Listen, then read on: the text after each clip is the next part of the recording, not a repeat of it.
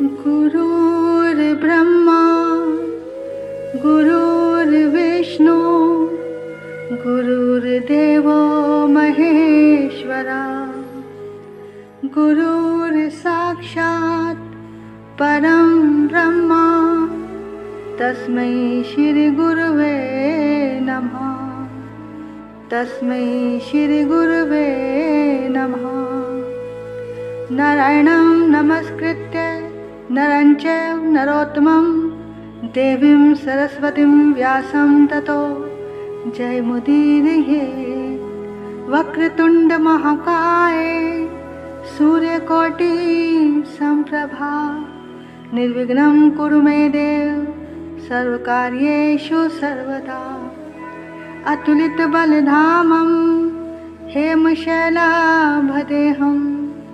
तनुजवन् कृशानुं ज्ञानिनामग्रगण्यं सकलगुणनिधानं वानराणामधीशं रघुपतिप्रियभक्तं वातजातं नमामि। हरे कृष्णा कृष्ण कृष्ण हरे हरे, हरे राम राम राम हरे हरे। श्री राधा मेरी स्वामिनी, मैं राधा जी को दास। जन्म जन्म मोहे दीजिए श्री वृंदावन वास। जन्म जन्म मोहे दीजिए श्री वृंदावन वास। सर्वमंगल मांगल्ये शिवे सर्वार्थ साधिके, शरण्ये त्र्यंबके गौरी नारायणी नमोस्तुते, नारायणी नमो। आइए सभी लोग मिलकर माँ की प्रार्थना करेंगे। माँ जगदम्बे तुम हो जगत जननी मैया, ये मेरे भी कष्ट निवारो तो जानू। दुनिया की बिगड़ी बनाई है तूने, ये मेरी भी बिगड़ी सवारो तो जानू। नाश किए दैत्य देवों के कारण, मेरे भी शत्रु ये टारो तो जानू। पार किए भव सिंधु से लाखों, मुझको भी पार उतारो तो जानू। न बुद्धि न बल ना ही भक्ति है मुझ में, यंत्र या मंत्र व तंत्र नाए। पूत कपूत चमन है भो तेरे, माता कुमाता कभी ना कहलाए। मेरी ढिठाई पे ध्यान न दीजो, किसको कहूँ अपना दुखड़ा सुना के। अपने ही नाम की लाज रखो, वरदाती ने खाली फिर उदर पे आके। पुत्र की परम स्नेही है माता, वेदों पुराणों ने समझाया गा के। आया शरण में तुम्हारी भवानी, बैठा तेरे दर पे धूनी रमा के। तुम ही कहो छोड़ माता के दर को, किससे कहूँ अपनी विपदा सुनाए। पूत कपूत चमन है वो तेरे, माता कुमाता कभी ना कहलाए। गोदी बिठाओ या चलनी लगाओ, तुझे शक्ति भक्ति का वरदान चाहिए। पतित हूँ तो क्या फिर भी बालक हूँ तेरा, कपूत का भी माता को ध्यान चाहिए। खाली पिराना भंडारे से कोई तो करना हमारा भी कल्याण चाहिए। जगत रूठे तो मुझको चिंता नहीं है, तुझे मैया होना मेहरबान चाहिए। तुम्हारे भरोसे पे ही जगत जननी, श्लोकों का ये अर्थ नादान गाए। पूत कपूत चमन है वो तेरे, माता कुमाता कभी ना कहलाए। माता कुमाता कभी ना कहलाए। बोल साचे दरबार की जय। सभी प्रभु प्रेमियों को मुझ कृष्ण प्रिया की ओर से वृंदावन से राधे राधे, राधे राधे। और सभी के हृदय में बसने वाले परमात्मा को मेरा प्रणाम।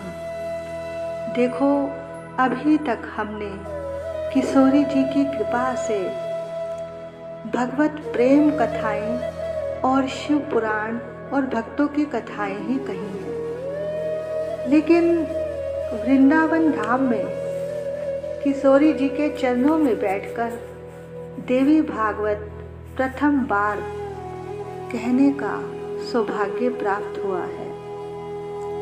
देखो, इसका एक शब्द भी बिना किशोरी जी की कृपा के हम नहीं बोल सकते, इतनी सामर्थ्य हमारी नहीं है। श्रीमद् देवी भागवत जी में बहुत विस्तार है, इतनी कथा तो कहना सुनना बड़ा ही मुश्किल काम है, पर देवी भगवती जी की कृपा से ये जो 9 दिन हमें मिले हैं, उनकी महिमा सुनाने के नवरात्रि के शुभ दिन आज से शुरू हैं। इन दिनों ये शक्ति की पूजा, माँ भगवती की पूजा होती है।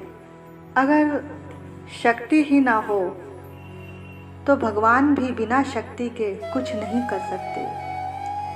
यही शक्ति माँ लक्ष्मी, माँ पार्वती, ब्रह्माणी, सीता, यही राधा है। ये सब शक्ति के ही रूप हैं।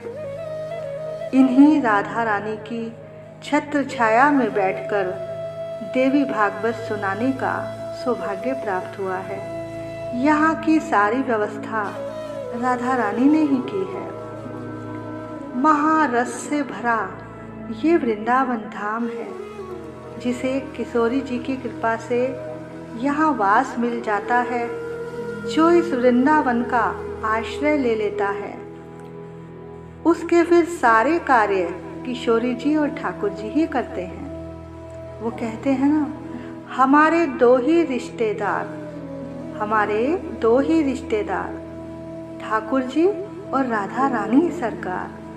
तो भैया, आप सब भी इन 9 दिनों में माँ भगवती, माँ राधा रानी के चरणों का ध्यान करके ही इस कथा का श्रवण करें। बोलिए राधा रानी सरकार की जय, सद्गुरुदेव महाराज की जय, वृंदावन धाम की जय, देवी भागवत पुराण की जय, रज महारानी की जय, यमुना महारानी की जय, गिरिराज जी महाराज की जय, सभी संतन भक्तन की जय, चराचर में बसने वाले परमात्मा की जय। आइए उन्हीं किशोरी जी से सबसे पहले हम प्रार्थना करते हैं। राधे किशोरी दया करो, श्यामा लाडली दया करो, राधे किशोरी दया करो, दया करो, दया करो, माँ भवानी दया करो, मैया भवानी दया करो।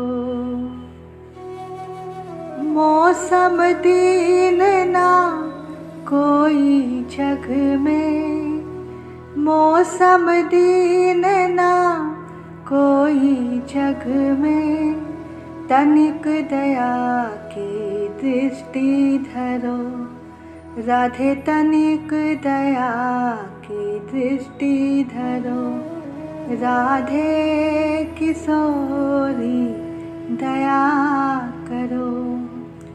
सदा दयालु दीन पे राधे, यही आस लिए द्वार खड़ो, राधे किशोरी दया करो। विषम विषय और ज्वाल भाल में, विविध ताप तापन जूझरो, राधे विविध ताप तापन जूझरो, राधे किशोरी दया करो। कब हो तो बरसाओगी करुणा, कब हो तो बरसाओगी करुणा, यही विश्वास लिए मैं पढ़ो, प्यारी यही विश्वास लिए मैं पढ़ो, राधे किशोरी दया करो, मैया लाडली दया करो, दया करो, कृपा करो, दया करो, कृपा करो, राधे किशोरी दया करो। जय जय श्री राधे, जय जय श्री राधे, जय जय श्री राधे, निताई गो हरि बोल, बोल साचे दरबार की जय।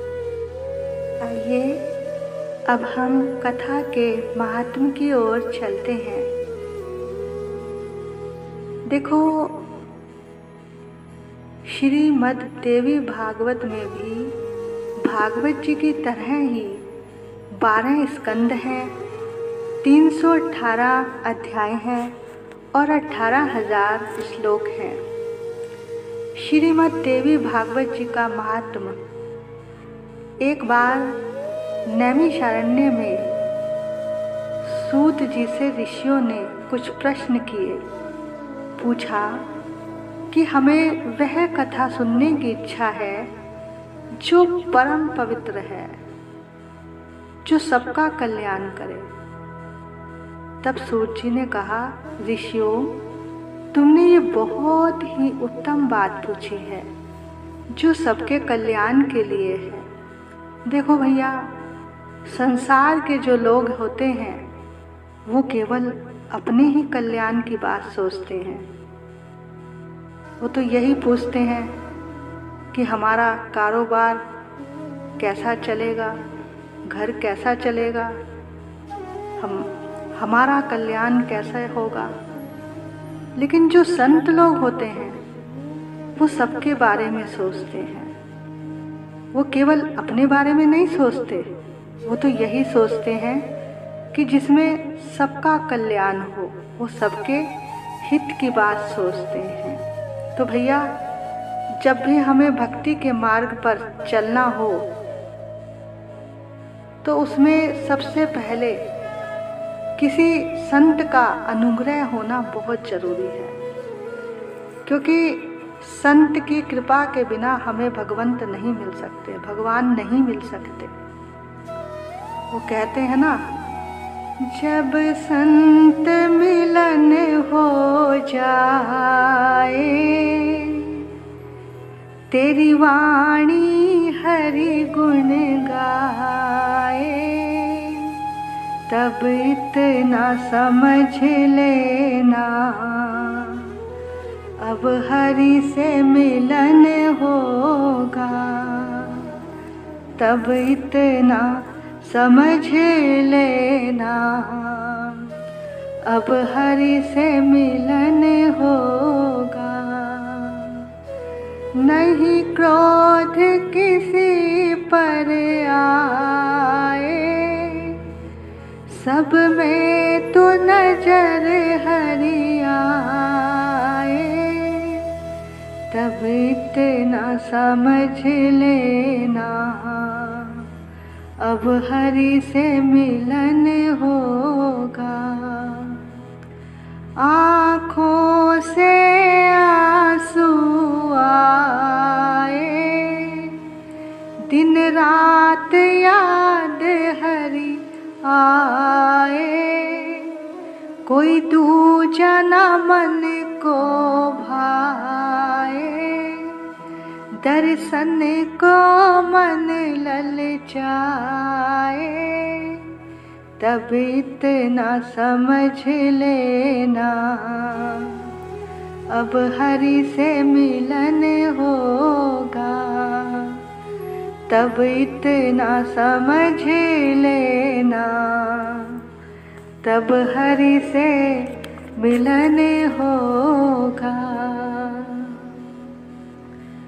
देखो भैया, जब भी कोई संत या गुरु आपके जीवन में आ जाए तो समझ जाना कि अब परमात्मा के मिलने में देरी नहीं है। साधु बड़े परमार्थी,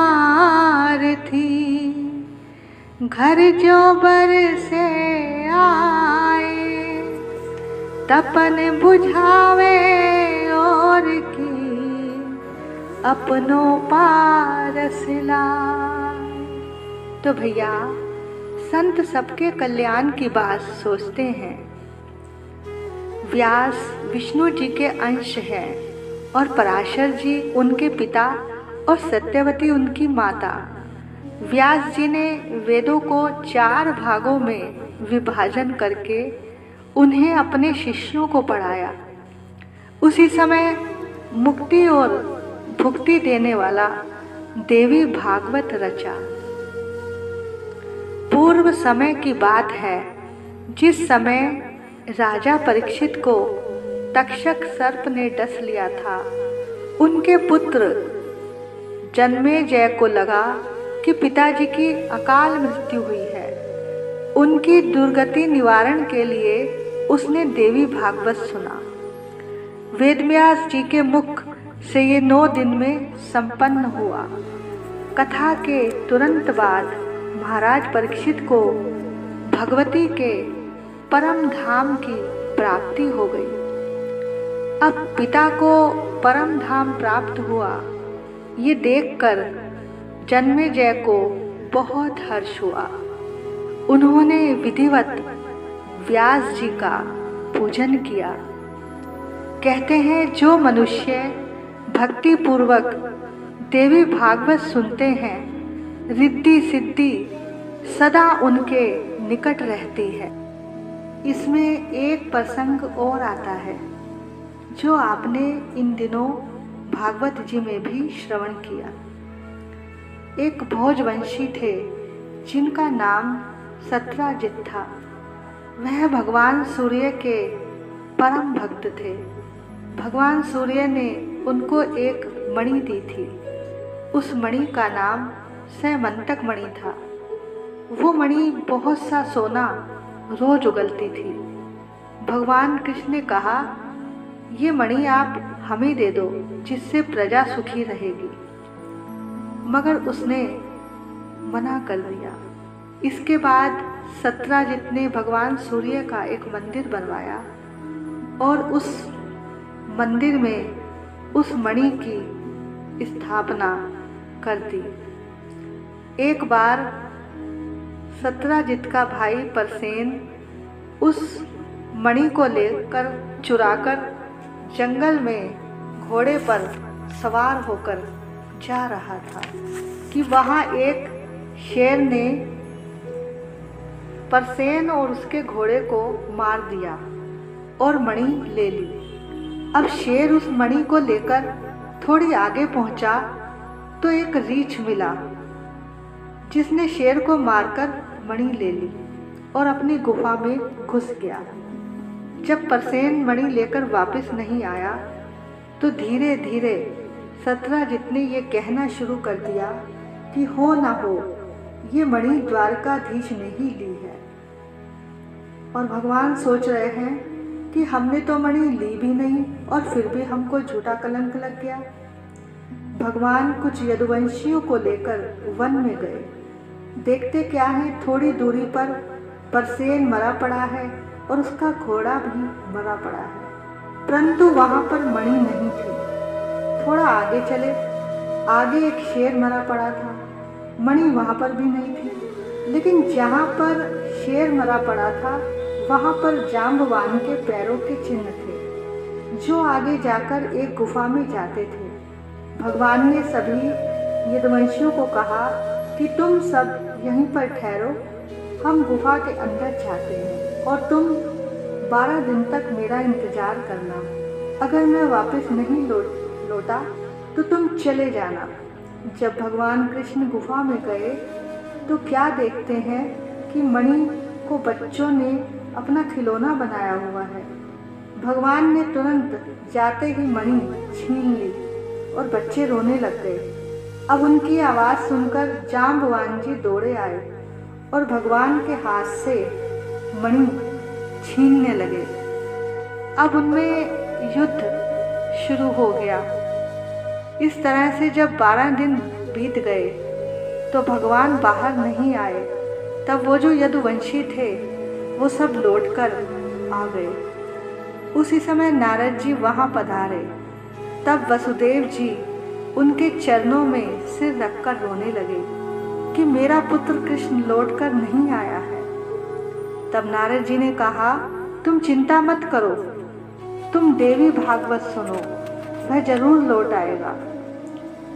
तब वसुदेव जी ने कहा कि देवी के दर्शन तो एक बार हम पहले भी कर चुके हैं। जिस समय हम और देवकी दोनों कारागृह में बंद थे तो कंस ने हमारे 6 पुत्रों को मार दिया था। तब उस समय मेरे कुल पुरोहित गर्गाचार्य जी वहां पर पधारे थे। मैंने उनसे सारी बात कही, अपना सारा दुखड़ा उनको सुनाया और कहा कि महाराज मेरे इस दुख को दूर कीजिए, मैं बड़ा परेशान हूँ। तब गर्गाचार्य जी ने कहा, तुम दोनों देवी भागवत सुनो, तुम्हारे सारे दुख दूर हो जाएंगे। तब वसुदेव जी ने कहा कि मैं कारागृह से कैसे बाहर जाऊं, आप ही कोई उपाय कीजिए महाराज। तब गर्गाचार्य जी विंध्याचल पर्वत पर जाकर देवी को मनाने लगे। उन्होंने देवी भागवत सुनी। जब 9वें दिन देवी ने प्रसन्न होकर आकाशवाणी की कि तुम चिंता मत करो, तुम्हारा ये यज्ञ सफल हुआ, 8वें पुत्र के रूप में नारायण ही आएंगे। तब गर्गाचार्य जी ने आकर वसुदेव जी को सब बताया। तभी कुछ समय बाद श्री कृष्ण जी का प्राकट्य हुआ। तब वसुदेव जी ये बात नारद जी को बता रहे थे कि मुझ पर पहले भी देवी की कृपा हो चुकी है। अब नारद जी ने ये कथा वसुदेव जी को सुनाई, यानी देवी भागवत। जब 9वें दिन वसुदेव जी नारद जी का पूजन कर रहे थे, उसी समय पर भगवान कृष्ण जाम्बवती जी को लेकर वहां पहुंच गए। तब सब बहुत प्रसन्न होते हैं। देवी भागवत में लिखा है कि 27 दिन तक ये युद्ध चला। इधर देवी भागवत शुरू हुई, उधर जाम्बवान जी का बल कम होता गया और श्री कृष्ण का बल बढ़ता गया, यानी उनके अंदर शक्ति आने लगी। इस तरह से देवी भागवत करने का महात्म्य है। कहते हैं जो भी देवी भागवत सुनते हैं उनको तुरंत ही इसका फल मिलता है। एक बार अगस्त मुनि कार्तिकेय जी के पास गए, उनसे शास्त्र की चर्चा करने लग गए। कार्तिकेय जी ने काशी का महात्म्य समझाया। कहते हैं कि काशी में कोई कितना भी बड़ा पापी चला जाए और वो काशी में जाकर अगर मर जाए, उसकी मृत्यु हो जाए, तो वो तुरंत मुक्त हो जाता है, उसको दोबारा जन्म नहीं लेना पड़ता। और कहते हैं काशी का कभी भी अंत नहीं होता। वहाँ पर शंकर जी और पार्वती जी हमेशा ही विराजमान रहते हैं। कहते हैं जब प्रलय होती है तब भगवान शिव काशी को अपने त्रिशूल पर रख लेते हैं। काशी कभी भी नष्ट नहीं होती। और वहाँ जो मंदिर है काशी विश्वनाथ का, वो भी ज्योतिर्लिंग ही है। और वहाँ पर भगवान के बहुत से छोटे छोटे शिवलिंग हैं। जैसे छोटे छोटे तिल होते हैं ना, उस तरह से वहाँ तिल भांडेश्वर जी का मंदिर है, जहाँ असंख्य छोटे छोटे तिल के जो समान शिवलिंग बने हुए हैं। वहाँ के जो साधु संत होते हैं वो क्या करते हैं, एक कमंडल लेते हैं और उसमें गंगा जी से वहाँ से जल लेकर जितने भी शिवलिंग रास्ते में होते हैं, 5 कोस की वहाँ पर परिक्रमा होती है। वो संत क्या करते हैं, वो चलते जाते हैं, परिक्रमा लगाते जाते हैं और उन शंकर जी पर जल चढ़ाते जाते हैं। तो इस तरह से काशी का महत्व कार्तिकेय जी ने समझाया। बोलो काशी विश्वनाथ की जय, शंकर भगवान की जय।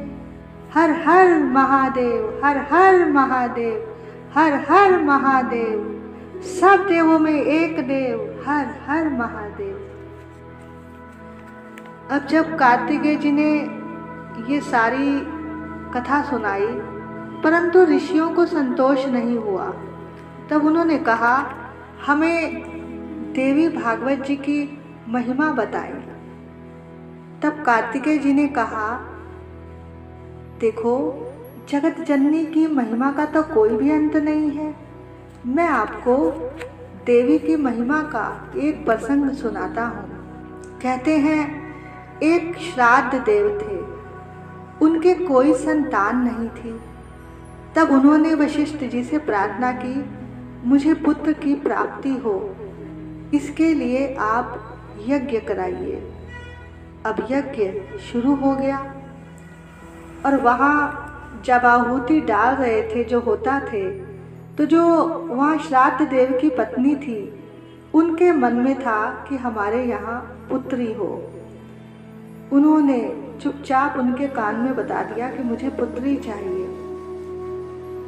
अब वो जो होता थे वो आहुति देने लगे, जिसकी वजह से उनके यहाँ एक ईला नाम की कन्या का प्रादुर्भाव हुआ। जब उसे श्राद्ध देव ने देखा कि ये पुत्री ये कहाँ से हो गई, हमने तो पुत्र मांगा था, तब उन्होंने फिर से वशिष्ठ जी से प्रार्थना की कि मैं जानता हूँ हे प्रभु, आप में बहुत सामर्थ्य है, आप पुत्री को भी पुत्र बना सकते हैं। जब बहुत जिद की तब वशिष्ठ जी ने अपने तपोबल से उसे पुत्र बना दिया, ईला को, जिसका नाम फिर सुधुम्न रखा। वो राजकुमार धीरे धीरे बड़ा हुआ। एक दिन शिकार खेलते खेलते वो उस वन में प्रवेश कर गया, जो पार्वती जी के लिए एक अलग से वन था, जहाँ पर अगर कोई पुरुष जाएगा तो वो स्त्री बन जाता था। अब राजकुमार को तो ये पता नहीं था, वो स्त्री बन गया और सब भूल गया और भ्रमण करते करते बुद्ध के आश्रम में पहुंच गया। अब जब बुद्ध ने इस राजा को देखा, सुधुम्न ने उसे देखा, तो एक दूसरे को देखकर आकर्षित हो गए और एक साथ रहने लगे। इनसे एक पुरुरवा नाम का पुत्र हुआ। अब राजकुमार को अपना पिछला जीवन अभी याद नहीं था। इन्होंने वशिष्ठ जी से प्रार्थना की, तब इन्हें अपना पिछला जीवन याद आया। उन्हें सारी बात बताई कि अब मैं क्या करूं। तब वशिष्ठ जी ने शंकर जी की आराधना की। अब शंकर जी प्रसन्न हो गए, बोले वरदान मांगो। वशिष्ठ जी ने कहा, ये हमारा शिष्य है, इसे पुरुष बना दो। तब शंकर जी ने कहा, ये 1 मास पुरुष और 1 मास स्त्री रहेगा, हम इतना ही कर सकते हैं। फिर वशिष्ठ जी ने जगदम्बा का ध्यान किया और उनसे प्रार्थना की। हम सब भी मिलकर माँ से प्रार्थना करते हैं। दे दे थोड़ा प्यार तेरा, क्या घट जाएगा। दे दे थोड़ा प्यार तेरा, क्या घट जाएगा। शेरा वाली मैया मेरा काम बन जाएगा। शेरा वाली मैया मेरा काम बन जाएगा। दे दे थोड़ा प्यार, दे दे थोड़ा प्यार। तारती हो पापियों को प्यार की निगाहों से, तारती हो पापियों को प्यार की निगाहों से। मेरा भी तो जीवन भर पूरे है गुनाहों से। मेरा भी तो जीवन भर पूरे है गुनाहों से। एक नजर डाल दोगी हो, एक नजर डाल दोगी, पापी तर जाएगा। शेरा वाली मैया मेरा काम बन जाएगा। दे दे थोड़ा प्यार, दे दे थोड़ा प्यार। मैंने सारा जीवन तेरी याद में गुजारा है। मैंने सारा जीवन तेरी याद में गुजारा है। तेरा ही भरोसा मुझे, तेरा ही सहारा है। हो तेरा ही भरोसा मुझे, तेरा ही सहारा है।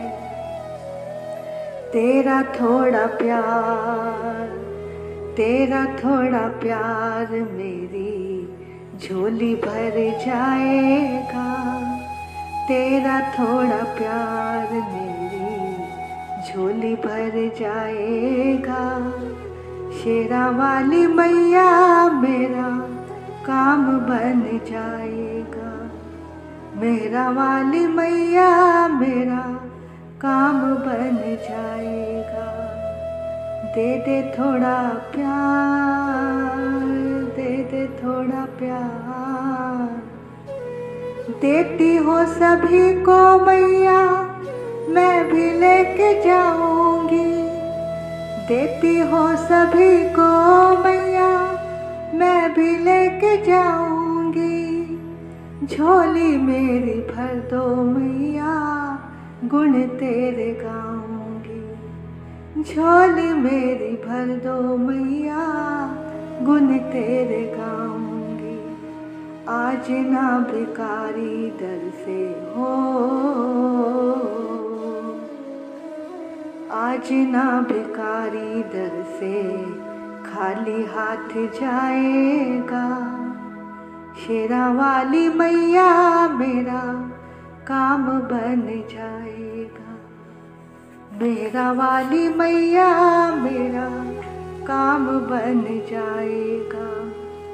दे दे थोड़ा प्यार, दे दे थोड़ा प्यार। वो साचे दरबार की जय। गुरु वशिष्ठ जी ने भगवती की जब इतने प्यार से प्रार्थना की, तब भगवती ने प्रसन्न होकर कहा, बोलो क्या चाहते हो?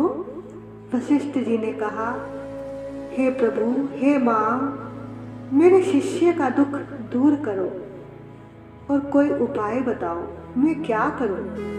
तब देवी ने कहा, तुम इसके घर जाओ और वहां जाकर देवी भागवत पुराण को करो और इसे सुनाओ। इससे सुदुम्न हमेशा के लिए पुरुष बन जाएगा। वशिष्ठ जी ने नवरात्रों में ये देवी भागवत उनके घर जाकर, सुदुम्न के घर जाकर रखवाई। देवी प्रसन्न हो गई और वह हमेशा हमेशा के लिए पुरुष बन गया। जयकारा शेरावाली दा, बोल साचे दरबार की जय, दरबार की जय। कहने का अभिप्राय है कि देवी भागवत को जिस मनोरथ के लिए कोई सुनता है वो अवश्य पूर्ण होती है। और आज नवरात्रि का प्रथम दिवस है, इसमें इसकी विधि बताई। किसी की अगर कोई मनोकामना हो तो जब तक देवी भागवत चले तो वो नवरात्रि का व्रत रखे और ब्रह्मचर्य का पालन करे और जमीन पर सोए और माँ के मंदिर में दीपक जलाकर मन से बैठकर इस कथा का श्रवण करे, तो उसकी जो भी मनोकामना होगी वो इस 9 दिन के अंदर ही अवश्य पूर्ण होगी। बोलो जगदम्बा माँ की जय, भगवती माँ की जय, राधा रानी सरकार की जय। तो इस तरह से आज प्रथम दिवस में माता रानी के महात्म का वर्णन किया। आज की कथा को हम यहीं पर विश्राम देते हैं। अब आरती होगी, हम सब भी मिलकर माँ की आरती करें।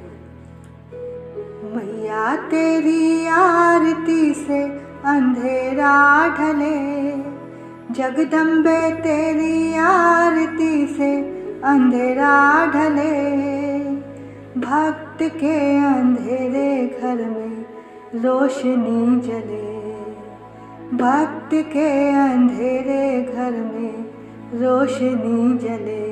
जय जय भवानी, जय जय भवानी, जय जय भवानी, जय जय भवानी। राजा की हवेलियां निर्धन की झोपड़ी, राजा की हवेलियां निर्धन की झोपड़ी, तेरी दया है तो ये धरती पे है खड़ी, धरती पे है खड़ी।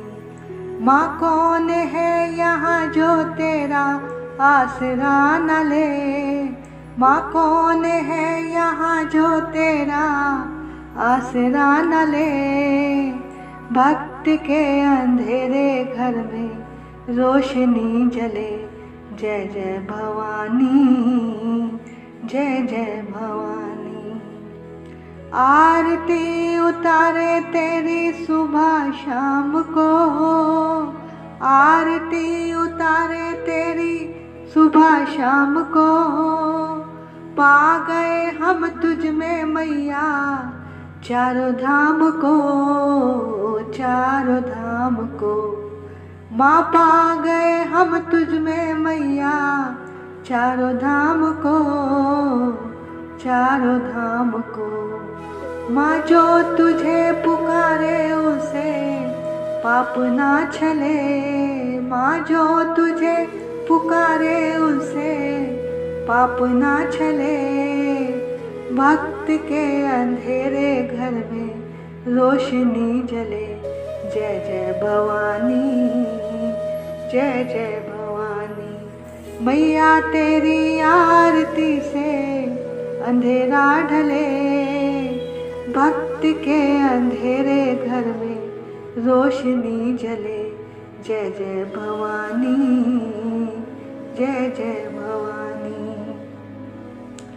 सर्व मंगल मांगले शिवे सर्वार्थ साधिके, शरण्ये त्र्यंबके गौरी नारायणी नमोस्तुते, नारायणी नमोस्तुते, नारायणी नमोस्तुते। बोल साचे दरबार की जय।